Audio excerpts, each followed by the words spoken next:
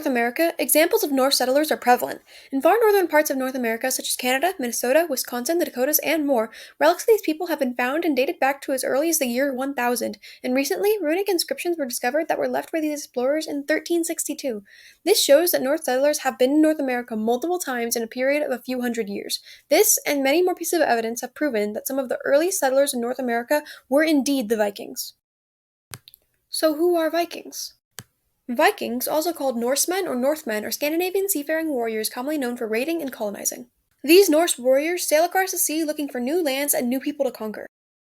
They are best known for their exploration of Europe, but less known is their influence across North America. So how did Vikings come to settle in North America? And more mysteriously, what made them leave? Many consider Leif Erikson to be the first documented European explorer to discover North America. His father, Eirkir Hunraði, or Eric the Red, was the first to start a settlement on Greenland, so exploring seems to run in the family.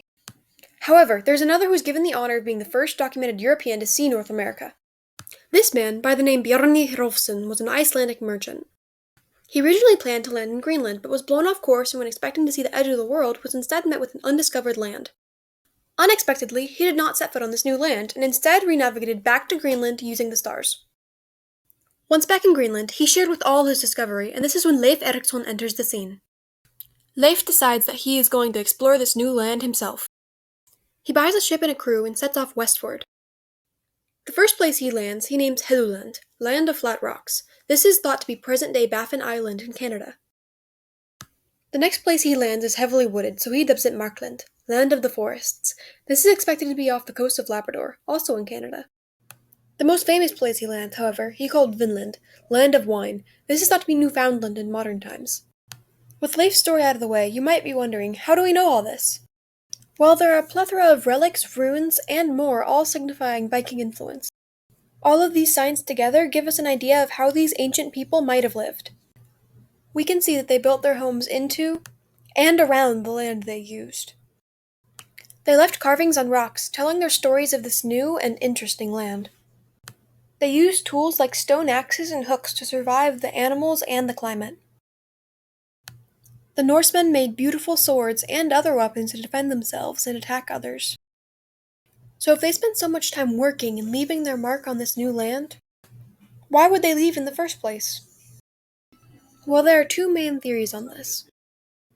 Our first theory is that they had conflicts with the Native Americans living on this new land. There is evidence of arrowheads and other weapons found in Norse graves, which could indicate fighting.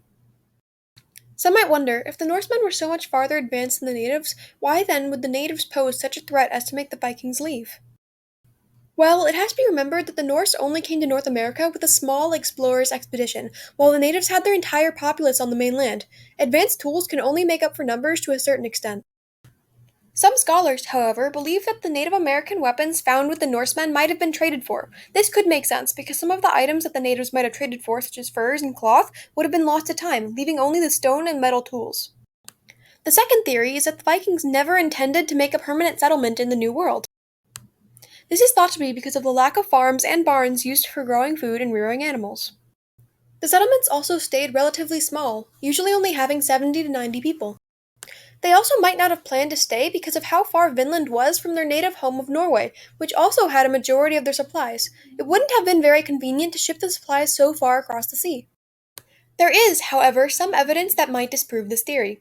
While their settlements were small, they built the walls and the roof to be extremely strong, seemingly to survive year-round weather conditions. You wouldn't expect them to put in this much work for a temporary settlement that they did not intend to return to. The Vikings' influence is even present today, in modern times. Populations in northern parts of the United States and southern parts of Canada have the highest population densities of people with Norse ancestors. This area is often referred to as Scandamerica because it is commonly associated with having had a high amount of temporary Viking settlements. Now, how does this project relate to the National History Day theme of frontiers in history? A frontier is the extreme limit of settled land beyond which lies wilderness, especially referring to the western U.S. before Pacific settlement. The United States is the very definition of a frontier being explored, so the first Europeans to discover North America is an amazingly influential frontier in history. This discovery would influence the world for years to come. This makes this project an amazing topic for this National History Day theme. Exploration, colonization, and more. The Vikings did all of this in the name of curiosity and adventure. Their discovery of North America paved the way for civilizations later to colonize it fully. If it were not for these Norsemen, we may have never seen the United States or Canada become the countries they are today.